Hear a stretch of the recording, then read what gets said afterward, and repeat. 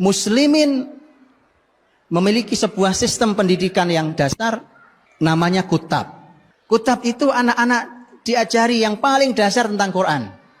Diajarkanlah Quran, terus bertahap dari mulai mereka membaca sampai hafal, sampai mulai paham isinya. Setelah itu mereka belajar bahasa Arab, bahkan mereka mulai menghafal kaidah-kaidah dalam bahasa Arab, dalam grammar Arab. Di antara yang mereka hafal adalah Alfiyah Ibnu Malik. Alfiyah Ibnu Malik 1000 bait, Alfiyah 1000 bait itu adalah grammar bahasa Arab. Jadi syair 1000 bait dihafal, itu dihafal oleh mereka. Jadi mereka menghafal grammar 1000 bait. Lu bisa bayangkan itu. Dan nampaknya itulah kunci kekuatan muslimin. Karena di sana terkandung banyak sekali keistimewaan. Di antaranya adalah apa yang disampaikan juga oleh seorang ahli bahasa. Ini juga dosen di Eropa, walaupun aslinya orang Mesir. Seorang dokter, dia dosen bahasa di Eropa. Dia mengatakan bahwa hari ini anak-anak di Barat itu umur mereka masih sekitar 3 tahunan, mereka sudah menguasai sekitar 16.000 kata. Sementara anak-anak Arab, karena mereka berbahasa pasaran, bahasa Ammiyah, dan bahasa Ammiyah itu sangat terbatas kata-katanya, itu anak umur 3-6 tahun itu hanya menguasai 3.000 kata. Ini hubungan antara bahasa dan kebesaran, dan kecerdasan juga. Kemudian dia mengatakan, dia katakan bahwa muslimin, dengan penelitian buku tadi itu, muslimin itu ternyata punya kekuatan di Quran dan di Arab, bahasa Arab.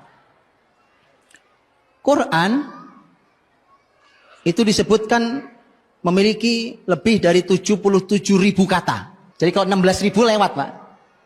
77.000 hampir, 77.500 hampir kata. Belum bahasa Arabnya.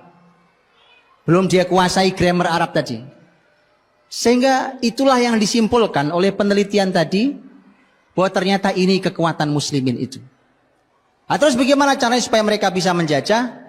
Maka perlahan tapi pasti, 2 hal ini harus dihilangkan. Apa itu?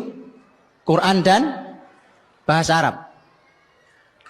Maka Prancis dan Inggris punya madhab yang berbeda. Kalau yang Inggris membuat jenjang. Sekolah-sekolah yang kutab itu, yang belajar bahasa Arab, belajar Quran, macam-macam itu diimage-kan di masyarakat, tetap ada, tapi diimage-kan di masyarakat saat itu, ini untuk kelas orang-orang miskin. Pernah apa tidak? Indonesia mengalami bahwa yang sekolah agama itu anak-anak yang bodoh-bodoh. Pernah? Itu, Pak. Pesantren itu tempatnya orang buangan. Pernah? Pernah. Indonesia pernah punya itu. Wah, nyantri. Wah, pasti kamu gak diterima sekolah negeri ya. Kamu nyantri berarti gak terima sekolah favorit ya. Alhamdulillah hari ini sudah berubah. Maka ini kebangkitan, Pak. Ini kebangkitan nih. Ini harus dilanjutkan ini. Kemudian dibuatlah kelas tengahnya. Ini versi Inggris. Kelas tengahnya itu dibuatlah sekolah-sekolah negara. Sekolah-sekolah negara dibuat, dan itu untuk ekonomi menengah. Makanya kalau sampai hari ini, mohon maaf, ini belum hilang sampai sekarang. Sekolah menentukan tingkat perekonomian. Betul ya? Di mana kamu sekolah? Di sini. Oh, pasti kamu orang kaya ya. Gitu ya? Ya. Itu masih pola Inggris, Pak. Yang level tinggi adalah international school. Masih ada sampai hari ini? Image itu masih ada? Berarti belum bangkit kalau gitu. Belum, saya tarik lagi kalimat saya. Belum bangkit kalau gitu. Yang modern international school di mana tidak ada Quran, tidak ada bahasa Arab. Kalau yang tengah tadi lemah bahasa Arabnya, Qurannya juga lemah. Itu versi Inggris. Versi Prancis enggak, kelamaan, diberangus semuanya. Itu versi Prancis. Itu yang saya baca. Jadi teman-teman, maka menjajahlah mereka. Sisa-sisanya masih bisa kita rasakan. Sekarang antum tahu Gimana caranya mau jadi orang cerdas? Gampang, Pak. Gampang. Belajar syariat ini. Di mana belajar syariat? Jadi sampai masalah tempat. Bukan cuma belajar syariat. Enggak setempat. Contoh. Anak tuh asal sudah 7 tahun. Apalagi laki-laki yang disuruh sholat. Betul kan? Ini teori kecerdasan ini. Suruh sholat. Kalau laki-laki sholatnya di mana? Di masjid. Ini tempat bikin cerdas, Pak. Asal masjidnya kembali fungsinya seperti Masjid Nabawi dulu. Ini tempat orang-orang cerdas, masjid ini. Makanya saya tidak aneh, tidak heran. Kalau hari ini mulai ada orang yang curiga terhadap masjid. Saya tidak heran. Anda sudah benar, curigai masjid. Karena memang itu tempat orang-orang cerdas, Pak. Dari situlah kekuasaan akan diambil kembali oleh muslimin. Jadi sudah benar kalau masjid dicurigai, Pak. Itu sudah benar. Ya, silahkan curigai. Anda berhadapan dengan ahlul masjid nanti di akhirat. Mudah-mudahan tobat. Kalau enggak tobat, saya enggak berani ngomong, Pak. Berhadapannya dengan ahlul masjid. Itu isinya orang-orang cerdas di masjid, Pak. Antum silahkan baca sejarah masjid di sepanjang sejarah Islam. Anda akan lihat di situ tempat didik anak supaya cerdas. Masukin ke masjid, Pak. Di tempatnya, pelajarannya, polanya dan seterusnya, itu diurutkan begitu cerdasnya luar biasa. Karena nanti anak-anak kita akan ketemu tentang pola materi ilmu yang tidak pernah mungkin diajarkan oleh orang-orang barat. Mereka tidak punya ini. Kalaupun ngajarin orientalis terpaksa. Mereka tidak punya konsepnya. Umpamanya, Pak. Muslimin itu oleh para ulama dibuatkan konsep-konsep. Saya kasih contoh. Dan ini sebenarnya kalimat Imam Syafi'i sebenarnya. Beliau punya kalimat lengkap. Orang kalau belajar apa, belajar apa, dapat ilmunya, bukan ilmunya. Contohnya, orang belajar Quran, dia akan dapat kelembutannya. Orang-orang Quran itu lembut-lembut orangnya, Pak. Orang belajar hadis, dia akan kuat hujahnya. Jadi kalau dia berargumentasi, orang mesti jungkir balik depan dia, Pak. Mesti orang akan tersungkur kalah. Itu orang yang belajar hadis. Gitu seterusnya. Orang belajar apa, terus dia akan punya kekuatan masing-masing. Itu kalimat Imam Syafi'i rahimahullah. Dan saya kasih contoh, teman-teman. Kalau antum belajar umpamanya ilmu usul fikih. Itu ulama membuatkan kaidah usul fikih. Itu Masya Allah, Pak. Orang masuk ke ilmu usul fikih, keluar dari ilmu itu cerdasnya luar biasa. Orang belajar umpamanya ilmu mustalah hadis. Ini lain lagi karakter ilmunya. Jadi setiap ilmu punya karakter. Dan itu membentuk dirinya. Belajar usul fikih, belajar mustalah hadis, umpamanya belajar ilmu jarh ta'dil, belajar usul tafsir, belajar apapun, itu keluar dari ilmu itu cerdasnya luar biasa. Kenapa? Karena dilatih betul.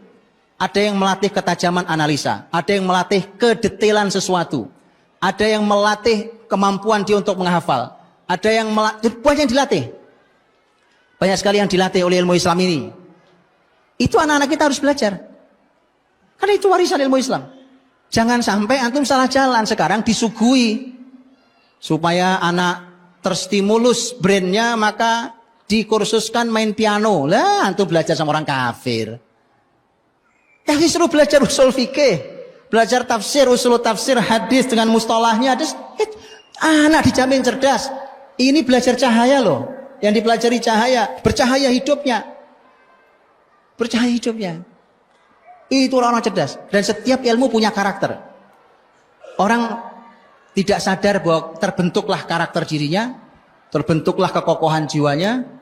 Orang dalam sejarah Islam itu memiliki kemampuan yang luar biasa di berbagai ilmu itu karena mereka belajar berbagai macam ilmu itu. Dan itu bagian dari yang harus dipelajari oleh muslimin, tentu di levelnya masing-masing. Levelnya yang jadi ulama dengan yang tidak jadi ulama, levelnya beda, kedalamannya, tapi belajar. Gitu ya? Belajar. Antum tahu. Nah, masalahnya hari ini asal belajar apa nih? Belajar mustalah hadis. Wah, anak saya nggak mau jadi ustadz toh, Pak. Dulu, sekarang udah lumayan. Dulu Quran gitu, ngafal Quran. Anak ibu, bapak ibu harus baca hafal Quran. Dia bilangnya, wah anak saya nggak mau jadi ahli tafsir, Pak. Maunya jadi arsitek kok. Itu saking sudah begitu serangan barat itu sudah luar biasa dalam diri kita. Tapi alhamdulillah sudah mulai berubah hari ini. Sudah mulai berubah. Berarti sudah bangkit lagi ya. Saya balikin lagi kalimatnya. Bangkit lagi berarti. sebagai penutup, teman-teman. Jadi apa yang yang diberikan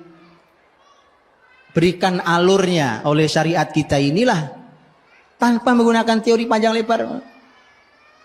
Kalau yang babnya keturunan, karena memang kalau di dalam penelitian-penelitian yang dilakukan hari ini pun, bahkan dilakukan di zaman sebelum kita ini pun, bahkan orang-orang barat pun melakukan penelitiannya, ternyata keturunan memang punya, dan itu dalam Islam juga sama, bahwa keturunan itu ternyata memang punya jejak yang dalam, diantaranya tentang tema kecerdasan, kemampuan mengingat, kemampuan menghafal, memahami. Itu ternyata ada yang sifatnya turunan. Tapi kalau yang sifatnya turunan, itu kan kita nggak bisa protes, Pak. Gitu? Masa antum pengen balik lagi kan nggak bisa. Ternyata muslimin, Allah Maha Adil. Keturunan itu bukan segala-galanya. Karenanya kemudian muslimin itu diberikan pola tentang pembelajaran syariatnya. Sudahlah, makanya meyakini itu, ya.